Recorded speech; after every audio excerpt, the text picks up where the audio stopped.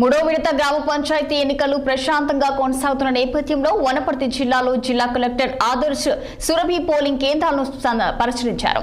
ఈ సందర్భంగా పోలింగ్ ప్రక్రియను దగ్గరుండి పర్యవేక్షించిన కలెక్టర్ ప్రజలందరూ వచ్చి తమ ఓటు హక్కును వినియోగించుకోవాలని పిలుపునిచ్చారు.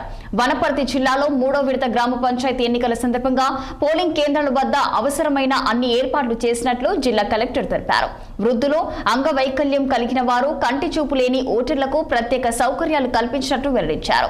వీల్ చైర్స్ తో పాటు ఒక అటెండర్ ను పోలింగ్ కేంద్రంలోకి అనుమతిస్తున్నట్లు కూడా వివరించారు. అలాగే ఎన్నికల ప్రక్రియ పూర్తిగా పారదర్శకంగా ప్రశాంత వాతావరణంలో కొనసాగేందుకు అన్ని చర్యలు తీసుకున్నామని పేర్కొన్నారు.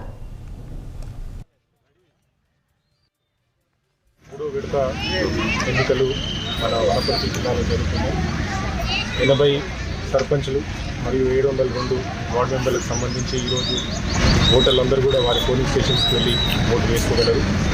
దీనికి సంబంధించిన critical polling station, sensitive polling station, police సభ్యులు, అదేవిధంగా మన పోలీస్ స్టాఫ్ అందరూ కూడా ఐడెంటిఫై చేసి వాళ్ళ స్థలంలో ఈరోజు ప్రశాంతంగా పోలింగ్ నిర్వహిస్తున్నారు. ఓటర్లందరికీ కూడా మీరు కూడా మీ పోలింగ్ స్టేషన్కి వచ్చి ఉదయం 7 గంటల నుంచి 1 గంట వరకు ఓటు వేసుకొని మీ ఓటు హక్కును వినియోగించుకోవాలని కోరుతున్నాం. గుర్తించారా సార్?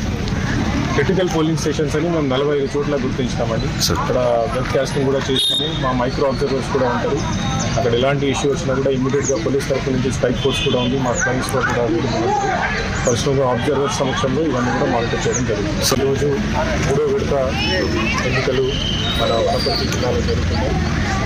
80 సర్పంచులు మరియు 702 వార్డు మెంబర్లకు సంబంధించి ఈరోజు ఓటర్లందరూ